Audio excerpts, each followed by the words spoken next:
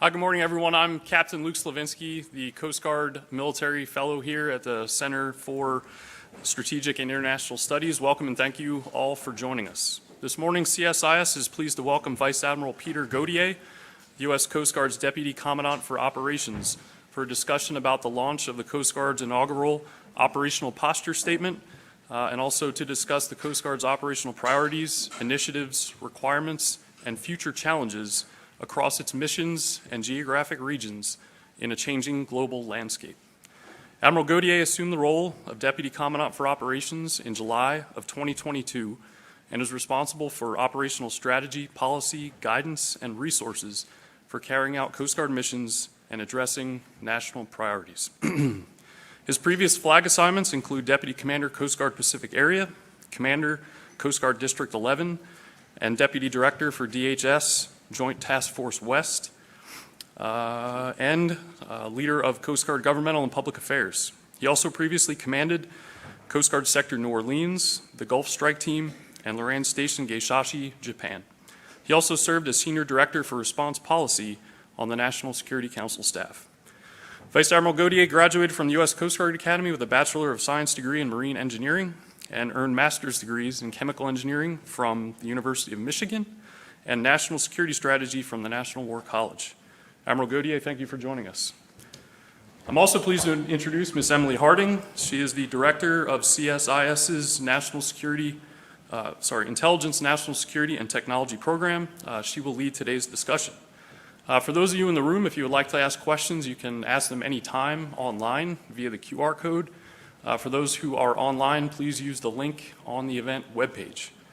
Emily, thank you for leading the discussion. Over to you. Thanks so much, Luke. We are so lucky to have Luke and his fellow military fellows here for a year at CSIS. We now have, I think, something like 15 years of cadres of military fellows who have really enriched our discussion here at CSIS.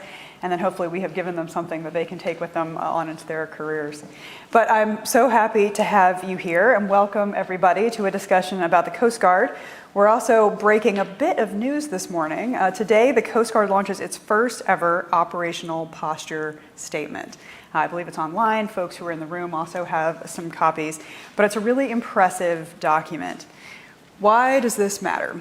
The Coast Guard is at a strategic inflection point. Its mission has never been more complex. Its resources have been stretched, much like its sister services. More than 90% of global trade moves by sea. The Coast Guard's mission includes keeping waterways safe, trade flowing, and allies reassured. And that mission has stretched the Coast Guard from Guam to Ghana, from Qatar to Colombia. It encompasses drug interdictions, cybersecurity, and Arctic patrols. Given this huge range of jobs, it became necessary to create an explicit operational posture. And we're going to talk about some today. So here to talk about this and how the Coast Guard is stretching to meet this new set of challenges is Peter. Just to start us off, in reading the posture statement, the overall impression that you get is that the Coast Guard is super stretched, but also 100% committed to not letting down the American people. Given this expanding breadth of Coast Guard duties, how are you thinking about prioritization? How is that reflected in the statement? Well, first off, let me thank you, Emily, and CSIS for hosting me here this morning. It's really a pleasure to be here. And thanks very much to the audience and everybody online for taking a special interest in the United States Coast Guard. We really do deeply appreciate it. We are glad that the military fellows are doing well for CSIS. Thank you, Luke. And also, we know they get a tremendous experience from spending a year here in CSIS. So thanks very much. So you've introduced the operational posture statement so very nicely. Thank you very much. And as you said, the Coast Guard at this particular point in time does face increasing demands, both in operations at home and then across the globe.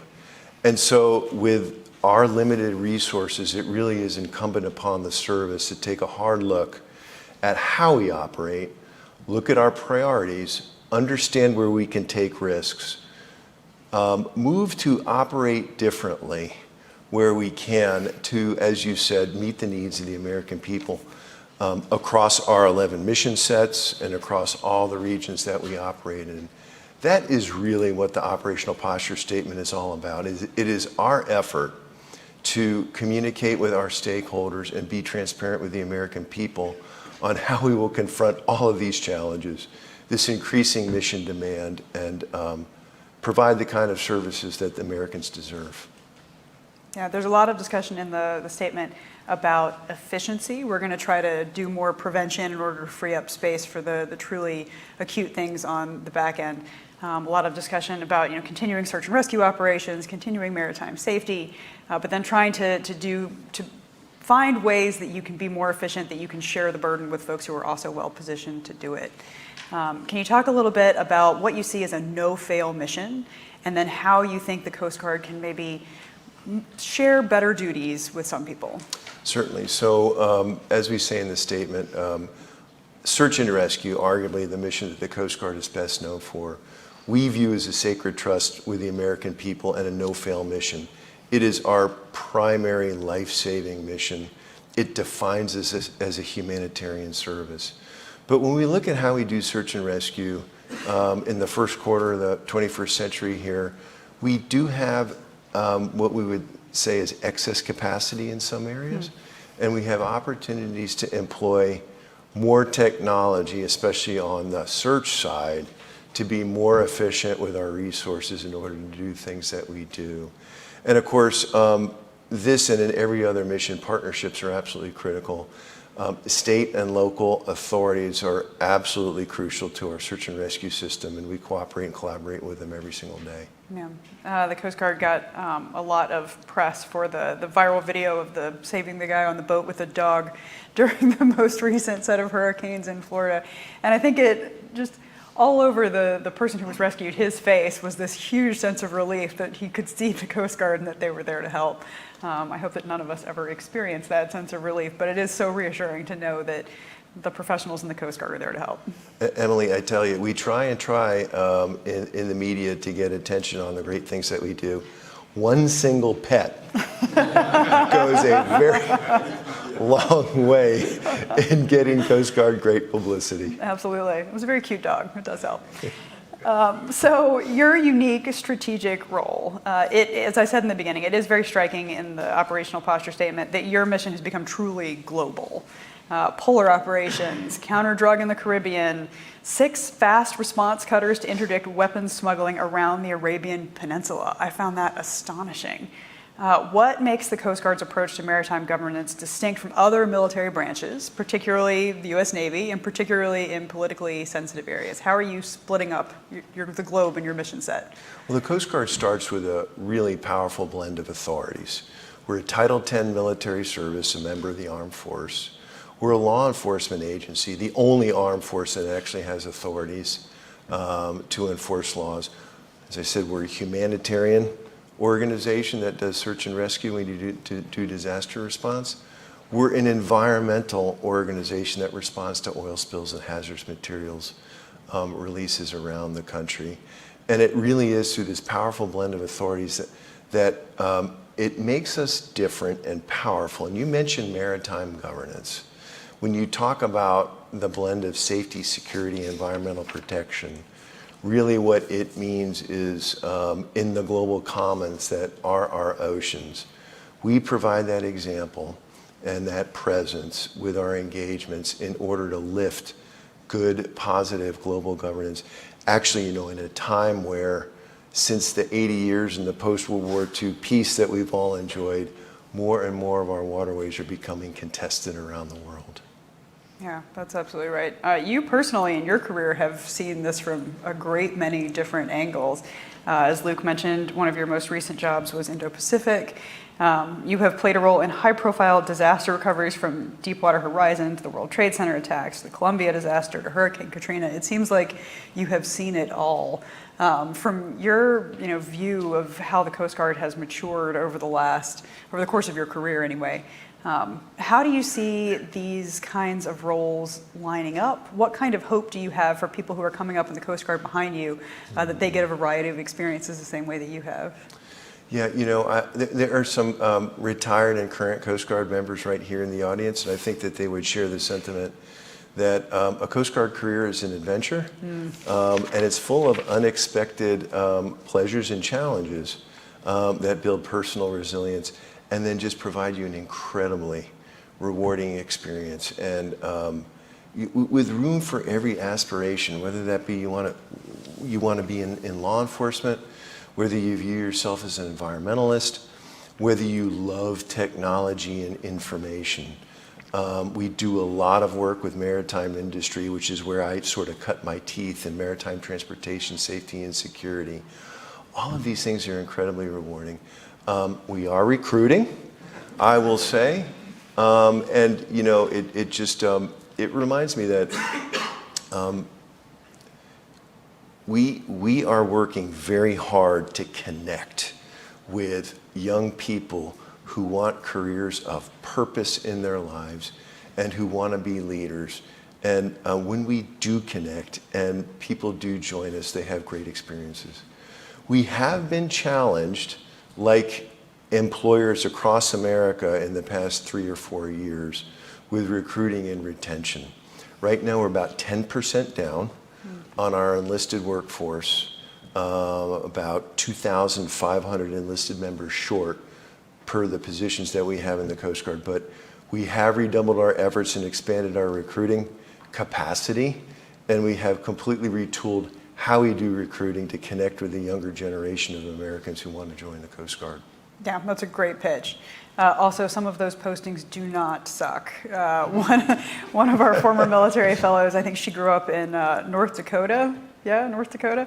And then immediately got her first posting at Key West and said she wanted to get as far away from the ice and snow as she possibly could. And she absolutely loved it. I think that's a fabulous pitch. And we were talking back in the green room about how of all the members of the military that I've met, they are all, you know, patriots and deeply committed to purpose and to mission. But the Coast Guard members are the happiest service that I deal with on a regular basis. Well, we like to think so. And, you know, we also have a reserve and auxiliary. Reserves, I think folks are familiar with, but auxiliary is an all-volunteer force that actually doubles the number of people that we have serving in the Coast Guard. And on the reserve side, just, you know, some breaking news. We've mobilized 224 reservists to support FEMA as they tackle the support for state and local authorities in these last 2 hurricanes. And our Reserve Master Chief Petty Officer of the Coast Guard was just in Grapevine, Texas, where the mobilization center is. And those individuals who are coming from all walks of life and from civilian careers have now been pulled to go do great public service where the nation needs them. And I think they're feeling just really motivated and purposeful in that. Yeah, I'm sure. And thank you so much for that assistance. I know my family in North Carolina was definitely affected by the latest hurricane, so it's good to have the Coast Guard on your side. So I want to turn to one of the things that you mentioned before. No matter what you want to do with your career, the Coast Guard is great education for it, including data and some of the high-tech work that you do. One thing that I learned again from one of our previous military fellows is that the Coast Guard has a phenomenal range of capabilities in cybersecurity. Because of your unique blend of authorities and skills, there's a lot that you can do on the cybersecurity front. He and I wrote together a piece about port security, cybersecurity in ports, and what a big role the Coast Guard has to play there. But you mentioned that there's a shift to using data and intelligence to improve operations. Can you talk a little bit more about how the Coast Guard integrates technology and enhance maritime domain awareness? Certainly. And on the cybersecurity front, we have quickly grown an incredible cadre of professionals in our cybersecurity forces that do 3 different things. The first is we have a responsibility to protect our own networks. We are, as a military service, part of the DoD network, and so we have obligations there. We also have this unique responsibility to, in conjunction with all of the commercial and private sector and state and local government stakeholders that actually operate the marine transportation system, we are responsible for coordinating the security and the safety of the marine transportation system. So we actually have cyber forces that engage in that endeavor. We have 3 cyber protection teams that are certified and equipped per U.S. Cyber Command standards that on a voluntary basis go out, and if there's a stakeholder in the MTS that wants a network analysis done, if they want to understand if they have vulnerabilities or even if there's malicious activity, going on in their networks, our CPTs can deploy with the permission of these entities to help them bolster their cybersecurity. In fact, we just did that on some tanker operators that had just suffered some cybersecurity breaches. But then we also operate in cyberspace, so we have some offensive capabilities that operate under the authorities of U.S. Cyber Command that can actually do network operations against adversaries. But that's just one example of many on how we are increasingly using technology. Just a couple of others. We're bringing more unmanned systems into the Coast Guard inventory. We fly medium-range drones off of our Coast Guard national security cutters, which really make us much more effective when we do things like look for transnational criminal organizations and do drug busts. We're increasingly integrating data into our decisions, and we've created an Office of Data and Analytics and AI recently to help us. And with the help of DoD, we're using more space-based systems, satellite-based systems, both government and commercial systems in order to enhance our maritime domain awareness. There's a great line in the posture that I'm going to hopelessly mangle, where you talk about going from patrol and interdict to, I think, intelligence or hunting and observing and interdiction. So the focus goes from we're going to just patrol the coast and see what we find to we are going to very carefully and intentionally locate the targets we're going after and then pursue them. Does that sound, am I totally screwing it up? No, you've got that right. Okay. In the Coast Guard, we view our biggest capability as a maritime boarding at sea. That is, in effect, our weapon, right? And that could be everything from helping a distressed mariner in a search and rescue case. That can be going aboard a foreign flag vessel as it enters a U.S. port to validate their compliance with international safety and security rules. And then that can be, flying with a helicopter off in the Eastern Pacific, chasing a drug runner and, having a Coast Guard member with a 50 caliber rifle shoot out that engine and then effect a boarding and then seize the drugs there. And in fact, in the month of October, our Coast Guard cutters operating in the Eastern Pacific have seized almost 8 tons of cocaine there. So to your point, it's an old-fashioned way of doing business if you are patrolling with cutters and aircraft in order to find that vessel that you want to board. So the technologies available to us today, we really are shifting from the patrol and interdict into a target and interdict lexicon. It saves resources and it makes us a lot more effective. Right. Target and interdict, that's a much better way to put it. Yeah, and I think it really does speak to the fact that it's a huge mission set that you have, and it's a big set of oceans out there that you're trying to cover. I want to remind the audience that if you have questions, please scan the QR code, and we will those will show up on my iPad, and I can ask them. And if you're out in cyberspace, please do click the button and submit your question that way. But let's talk about sustainability and the future capabilities of the Coast Guard. As you adapt to the changing environment, how do you balance operational effectiveness with the need to innovate, especially with the introduction of things like autonomous systems and renewable energy projects? This is, I think, a transformation that you see the vast majority of the services grappling with as well. When you're trying to cover the globe, also using renewable energy to do it is sort of a really tense challenge. And then when you're trying to balance operational effectiveness with the need to innovate, you've got to kind of build the plane while you're flying it. So how are you tackling that challenge of moving the force into the next 25 years? Yeah, I think it's through an innovative culture and thinking into the future about the capabilities that we can bring to bear to be most effective. And, as folks will see in the operational posture statement, it really is a thoughtful and judicious use of the resources that we have to best effect as we confront these ever-increasing challenges.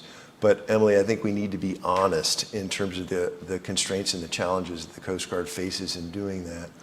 We find ourselves in the middle of a historic recapitalization of all of our asset types, our cutters, our small boats, our fixed wing and our rotary wing aircraft. We're moving into some tremendous new types of cutters and our national security cutters and our fast response cutters that we're almost complete on our recapitalization are doing great work. But we also have an aging aircraft fleet. We fly our aircraft 2 to 3 times more hours than any other military service does, for example. And that can't last forever. And what we're finding is as we are operating our current fleet to accomplish missions, at the same time recapitalizing to make sure that we have readiness in the future to do our missions, we quite simply do not have enough funding to do all of that at the same time, and I'll give you a few examples. Our oldest cutter is 70 years old. Oh. And we are actually at a point where we have the lowest number of major cutters than we've had in decades of Coast Guard history, as our old cutters age out and do not yet have replacements. We only have funding to do maintenance on roughly half of what we need to do on the maintenance inventory to keep our cutters functional. We have small boats that are aging out. And as I mentioned, our aircraft fleet is getting old. Spare parts are no longer manufactured for some of these types. And so we really do struggle. And our path is going to be really challenged unless we get the kind of budget support that we need to keep ourselves on a sustainable track. And what the Commandant talks about is our budget is roughly $14 billion in any given year. We really need to become a $20 billion Coast Guard by 2033 is how she talks about this, and we are not yet on that kind of path to do that. Our capital investment budget, the portion of that budget that buys new things to replace these old things, has been about $1.4 billion. We need to immediately have that bumped up to $3 billion to keep us on that sustainable path. These types of challenges, though, in the operational posture statement, this is not a pitch for money. It is really taking for fact these readiness challenges that we're suffering from now, and then describing how we're going to deliver these operational services given those constraints that we face. Mm-hmm. Yeah. In my mind, it's very much here's the vast array of missions you have given us. In order to accomplish this, this is what we need to actually do it. And that's a totally fair statement. So what I'm hearing you say is an aging fleet and a shrinking budget to maintain it, which seems like a bad combination. Do you think there's hope for, ships, just to state the obvious, ships take a long time to build. Mm-hmm. So do you think there's hope for getting up to full strength in the next 5 years, 10 years, if you do get the resources that you need? It's going to take some time, and I think we've got solid plans on how to achieve this. The first offshore patrol cutter, which is the cutter class that's going to replace our aging medium endurance cutter types, the first one has been launched, and when that cutter is fielded, it's going to be an incredible capability. But our current program is 25 of those to replace the medium endurance cutters. It's going to take a while. We have a heavy icebreaker, one heavy icebreaker in the U.S. inventory and one medium, which as we speak is actually nuts. operating. I'm just going to say that's nuts. It doesn't seem like enough. Yeah, it is not enough. And the heavy icebreaker, the Coast Guard Cutter Polar Star, was built in 1976. Mm-hmm. So we have plans to recapitalize those with polar security cutters, and the first polar security cutter is being built in Mississippi as we speak. But that is going to take sustained support on the budget front in order to buy these major capital assets that squeeze out a lot of purchasing of other things that we need in the Coast Guard budget. So enduring support is what we're going to need to be successful. Mm-hmm. Yeah, speaking as somebody who worked on the Hill for quite a while and also engages with our armed services a lot. The wonderful thing about the U.S. military is that you point at a hill and you say, take the hill, and they say, yes, ma'am, we will take that hill. And then it's only on the back end when you realize just how little they had in order to accomplish that mission. And I think, folks who are committed to getting the mission done no matter what, like you and like your service, will push until the breaking point, and then you don't know when that breaking point is going to be. So the sustained, consistent funding that you're talking about, I think, is critically important. Emily, I think what you said was very insightful.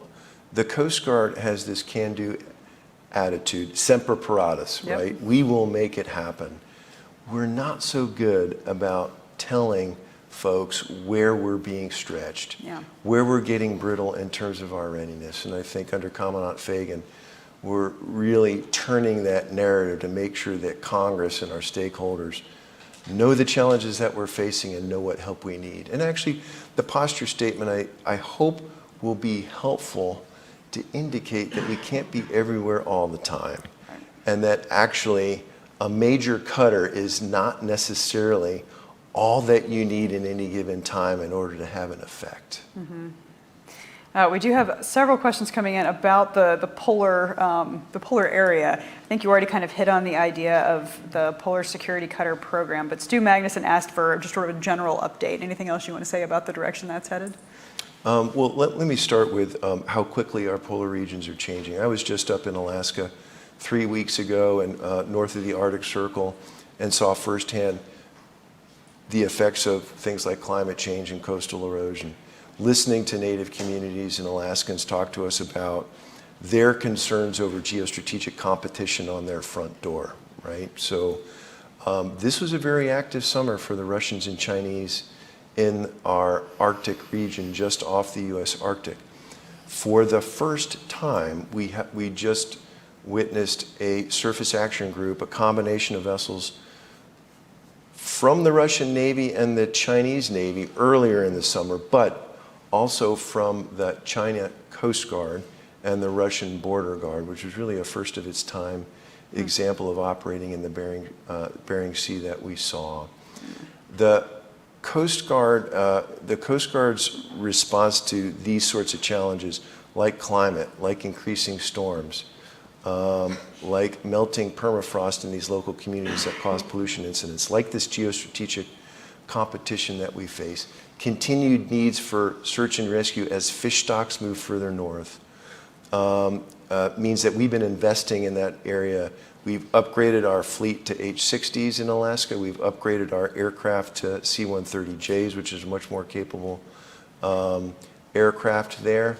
We are in the process, with congressional help, in purchasing a commercial icebreaker, the IVIC, and turning that into a Coast Guard medium icebreaker and home porting that in Juneau, Alaska.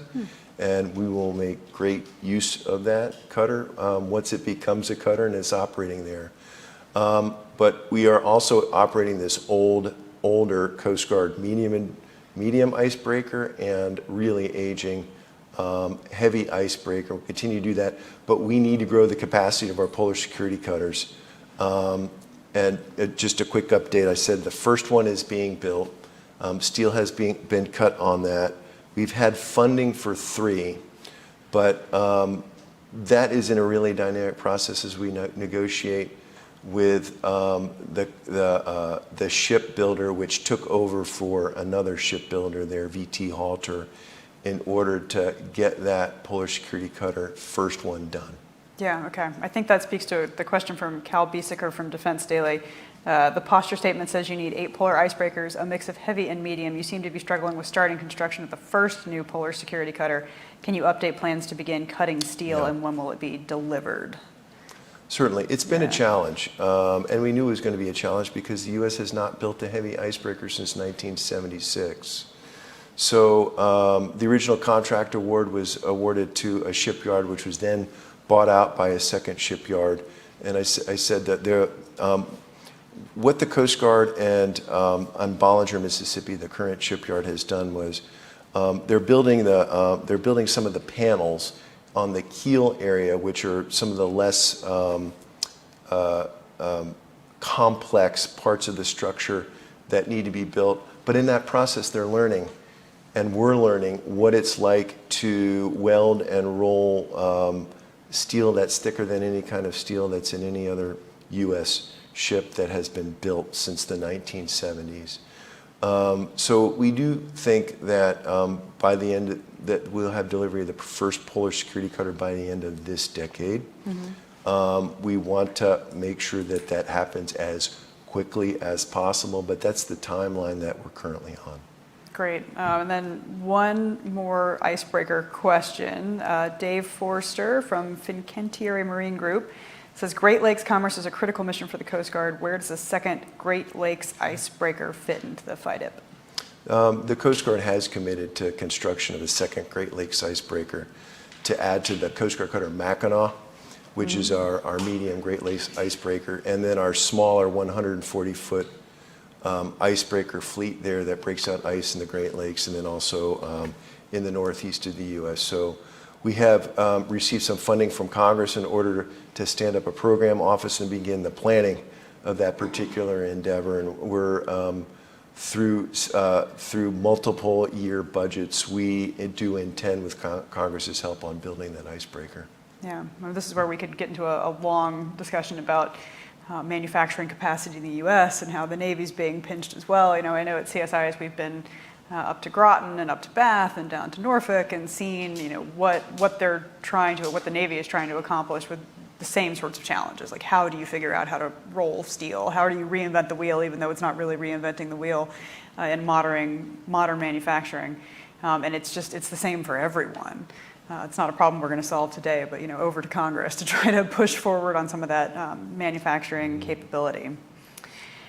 So a question about unmanned systems, perhaps unsurprisingly from someone from Saildrone, Matt Woody. He says, the Coast Guard has leveraged the use of unmanned systems very successfully in the Caribbean.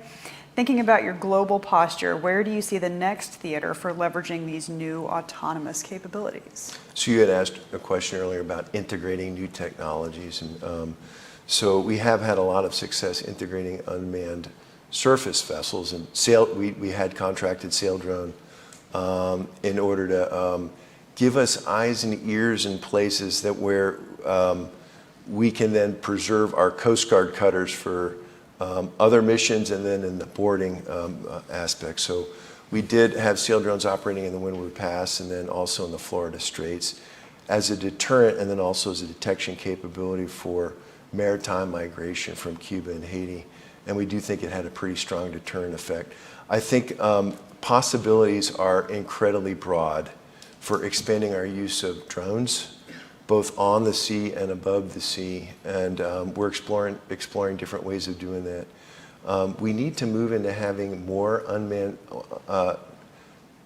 UAVs on our medium class cutters, because what we found with use of the Scan Eagle, which is the drone that we have on the National Security Cutter, is they're just a force multiplier. They can detect vessels that are of interest to us far beyond the line of horizon, beyond where our radar signatures are, and they enable us to then maneuver in a way where we can do these boardings in the time and the place of our choosing.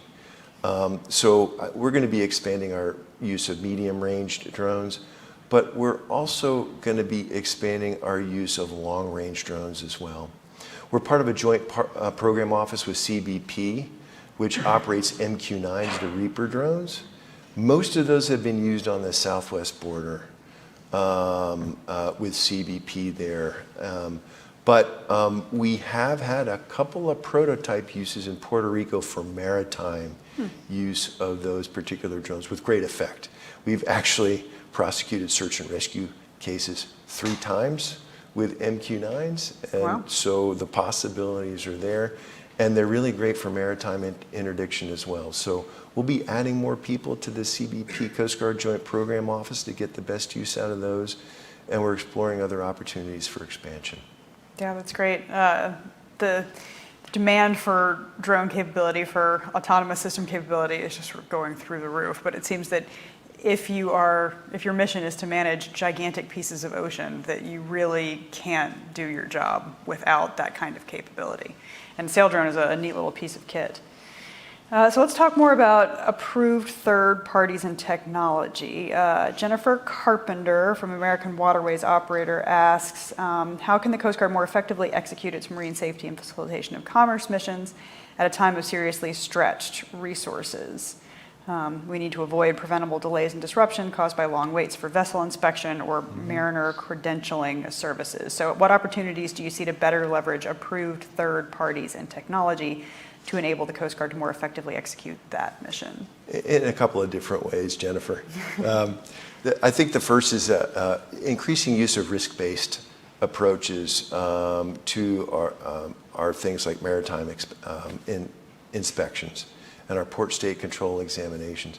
With a limited number of Coast Guard members, when you have actors who consistently are high quality and high performers, you know that that's going to be a lower risk to the maritime transportation system, and the touch points with Coast Guard members can be lessened. And then I think, as you've heard, the Coast Guard increasingly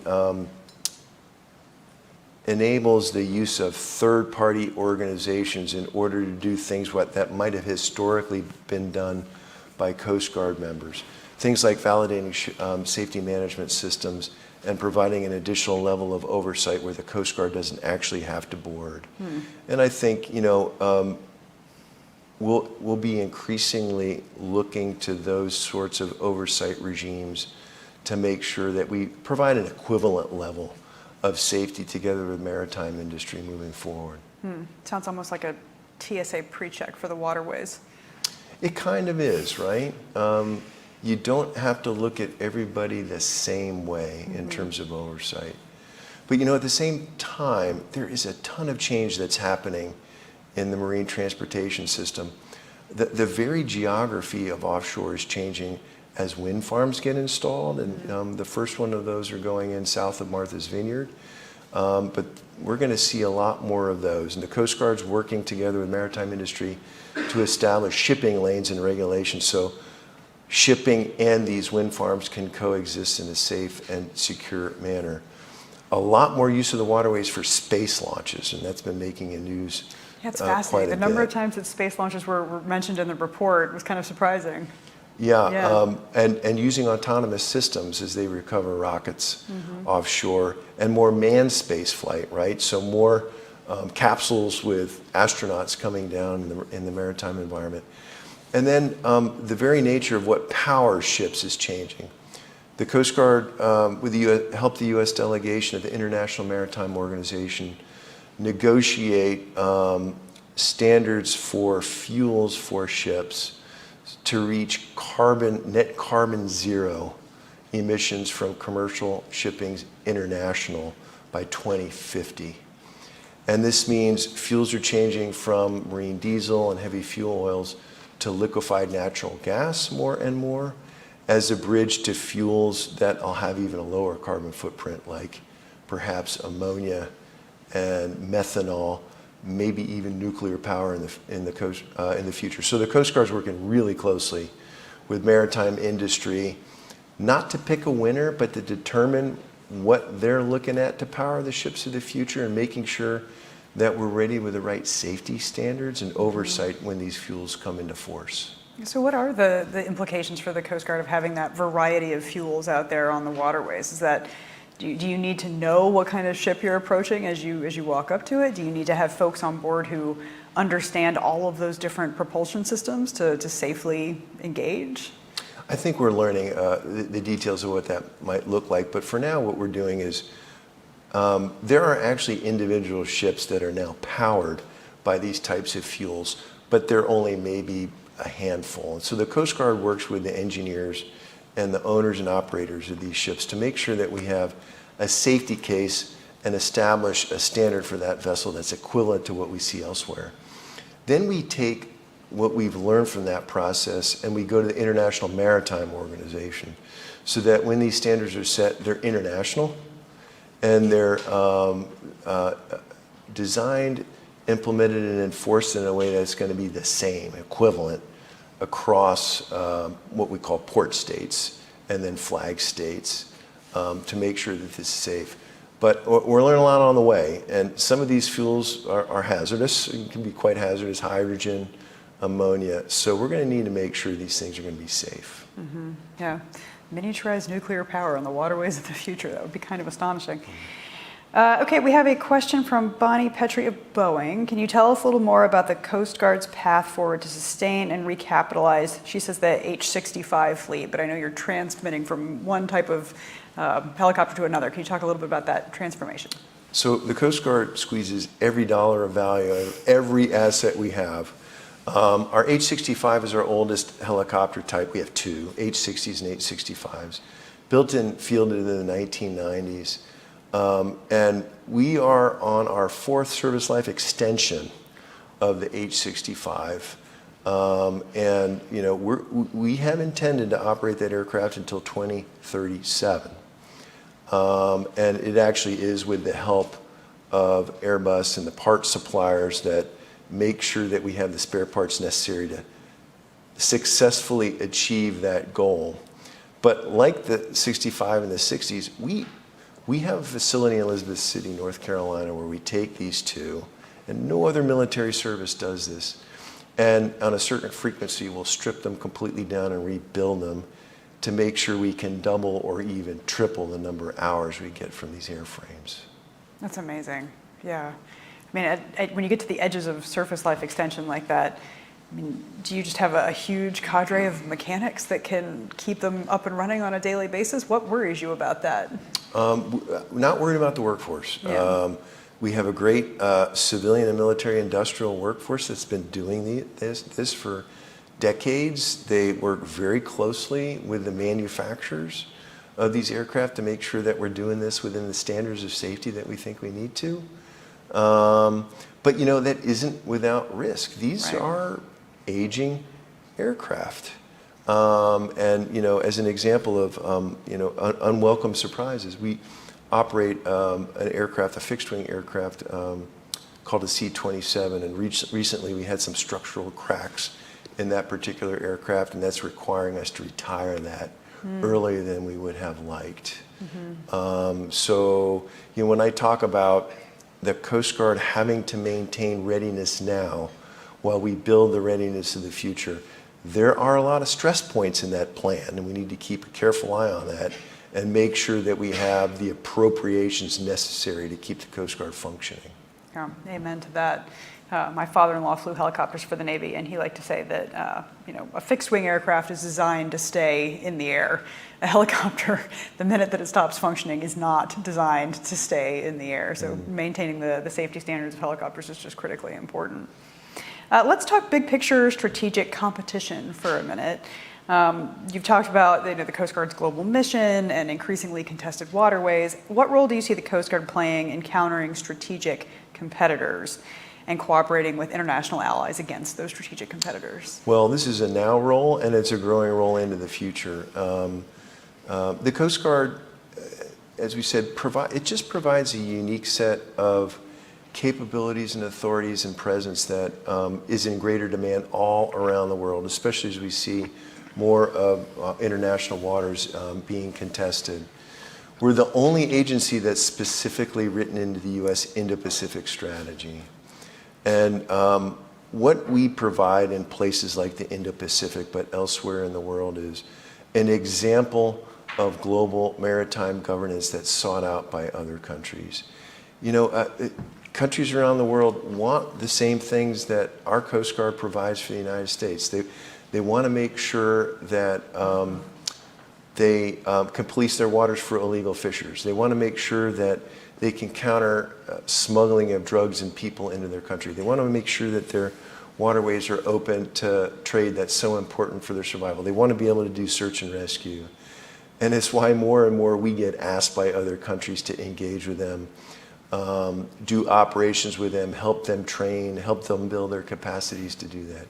An example of something that's happening right now is we've got a dozen agreements with Pacific Island nations, bilateral agreements where we can take on a shipwrighter and a U.S. Coast Guard cutter, and we can patrol their exclusive economic zone and board fishing vessels and enforce their local fishing laws. And we've recently expanded these to include what we call virtual shipwrighter agreements, where they don't even have to be aboard our Coast Guard cutter, and Wow. we can enforce on their behalf. We also do things, it's interesting how we can operate in the Indo-Pacific where we can bring the local partners together and have them work together in meaningful ways. And an example of that is in the springtime, one of our national security cutters, the Bertolf, was sailing through the Straits of Malacca, and it did a port call in Malaysia in the Straits of Malacca, Port Klang. But with that port call, brought together partners from the navies and coast guards of Singapore, Malaysia, South Korea, Japan, and Australia to do some training together and some operations. That would not happen if it weren't for the United States Coast Guard on board a cutter in one of the most strategic waterways on planet Earth. Mm-hmm. Those partnerships are so important. Me and my team were out in Malaysia earlier this year, and we were talking about cybersecurity information sharing and how you can improve cybersecurity information sharing in the region. And part of it was modeled on this kind of maritime cooperation, that if we can cooperate in the maritime arena, we can cooperate with our coast guards, then why can't we transfer that to other arenas as well, including cybersecurity? I think it's such an important symbol, that beautiful Coast Guard cutter, like being out there and being the friendly face of the U.S. in a lot of ways. Have you been harassed at all by perhaps competitors in this domain while you're out there? We have not been harassed. That's good. We've been shadowed, so Coast Guard cutters from time to time do Taiwan Straits transits, and we do get shadowed by the China Coast Guard, but for the most part, those interactions have been professional. But it's difficult to talk about China without just acknowledging what we see on the news every week and just the really bullying and harassing behavior that we've seen in areas with some of our partners. And so when some folks might talk about U.S. Coast Guard countering China, the way we like to view this is we provide that example in regions across the globe of that global maritime governance and that satisfying the aspirations that our partner nations want, which is why the demands are so incredibly great, which is why we've done things like we've re-home ported a Coast Guard cutter, the Harriet Lane, from Portsmouth, Virginia to Honolulu as a cutter that can be in touch more Pacific Island nations more frequently, from French Polynesia all the way west to Australia, New Zealand, and Papua New Guinea. And I got to tell you, you mentioned it, there's just something about a white ship with a Coast Guard stripe that is just welcomed. Mm-hmm. And those partners want more and more of what we can provide. Mm-hmm. That's absolutely true. Well, we're coming sort of to the close of our time, but before I give you the opportunity for a big wrap-up question, a question from Emerson Sui of the Pacific Forum. Suggestions for early career young professionals who are dedicated to peace and security. How can digitally native persons transform our knowledge into U.S. competitiveness?